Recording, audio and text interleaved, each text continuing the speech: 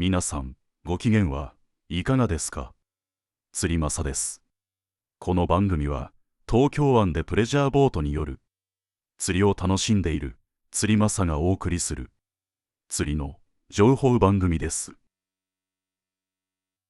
25回目放送の今回は、2024年10月7日に行った外房大原港での一つ天山鯛釣りのレポートです。よろしければ最後までお付き合いください。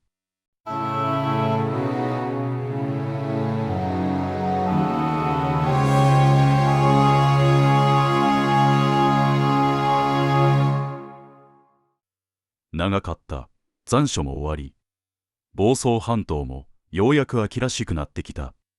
稲刈りも終わり、彼岸花の赤い花があちこちで咲いている。そんな中、今回は職場の釣りサークルメンバーと久しぶりに天山鯛に挑戦することとなった。メンバーは私と坂田キャプテン、青木くんの3名。鈴木会長は体調不良でお休み。4人しかいないサークルメンバーだが、年を重ねるごとに集まるのが難しくなってきている。乗船予約した船宿は、サークルメンバーお気に入りの外房大原港の天野精鋭丸。メンバー3人はちょうど土日連休が重なり、5日の土曜の午後船に乗船予約を入れてあった。少し早めに大原海水浴場に到着し、昼食をとりながら海の様子を観察。午後から風が強まる予報であったが、すでにかなり風が強い。これは厳しいな、と思いながら海を眺めていると、青木くんが到着。二人とも荒れ気味の海の様子に意気消沈。10時半頃になると、港の目の前でヒラメを狙っていた遊漁船が寄港しだした。11時少し前に坂田キャプテンが合流。意見が分かれたが、翌日も休みであるし、凪予報であるから無理をせず、一日乗船を遅らせる方向でまとまった。精鋭丸は当然準備をしていたようだが、直前に無理を言って土曜日の乗船はキャンセル。翌日に改めて予約を入れ直す連絡を入れ、承諾を得た。他にお客なく、私たちだけの出船だったのに迷惑をかけてしまった。一旦解散し、翌日に再集合。11時少し前には店に到着したが、奥さんがいない。どうやら朝一のお手伝いに出かけているようだ。11時半まで待っても戻ってこないので、電話を入れて呼び戻して乗船手続きを済ませる。船が寄港したのは12時。釣り客が大勢乗っている。そのうちの一人に釣果を尋ねると、ヒラメは線虫なしとのことであった。マハタなどは釣れたようだが、ヒラメはまだ群れが入っていないのか芳しくないようだ。乗船を済ませるや否や、船は港を出発。釣り客は私たちだけである。釣り座は左三好に渡し、道の間に青木くん、大友に坂田キャプテン。十分すぎる感覚があり、ゆったりと釣りができる。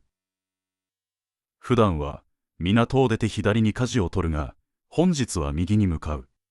どうやら今回のポイントは台東沖のようだ。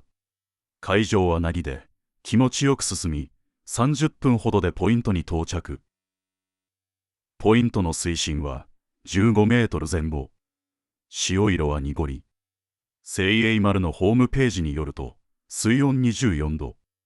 潮の流れは感覚的にはトロトロといった緩いものと思っていたのだが、ホームページによると 0.8 ノットと意外と速かった。今回はパラシュートアンカーを落として流していく。上潮と底潮が合っているので、仕掛けはほぼまっすぐに落ちていき、根がかりも少ない。釣り開始直後からゴツゴツという小さな当たりが連発するが、針にかからない。小魚が群れているようだ。今回私が使用しているテンヤは、実績のあるメジャークラフト製のげんこつかぶら。色はレッド。重さは8号。これに前回使用時に孫針を失っていたので、誘導テンヤ用の替え針を使用している。そのため、親針と孫針が2本ある3本針という変則仕様となっている。この仕掛け、親針に孫針が絡まるというトラブルが多い弱点はあるものの、エビの頭を上下から固定することができる。この変則仕掛けで次々とマダイを釣り上げていくことになる。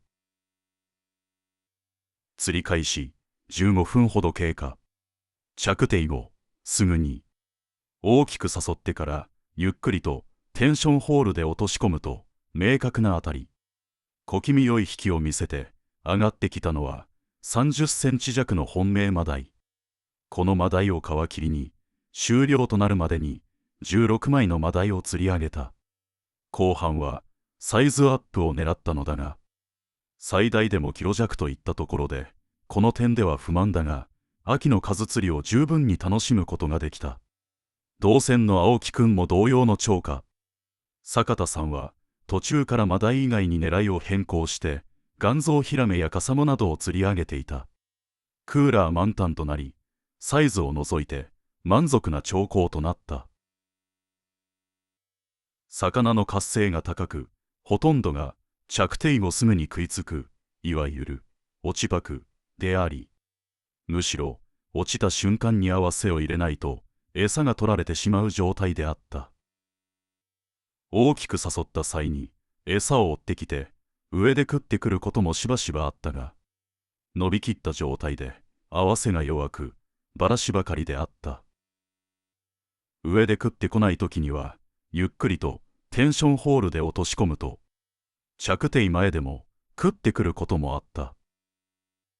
また本日は誘導式よりも固定式のテンやかかぶらの方が有利で、ベタ底に置くよりも常に誘いを入れていた方が有効であった。常に浮いている状態であったので、根がかりによるロストはなかった。しかし、数は出たが、サイズアップには至らなかった。古代の中にいるであろう大鯛を釣り分けるには課題を残してしまった。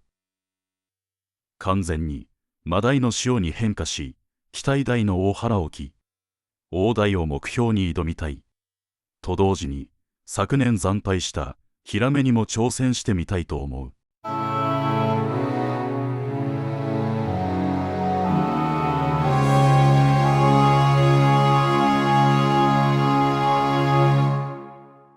いかがだったでしょうか。最後までお付き合いいただきありがとうございました。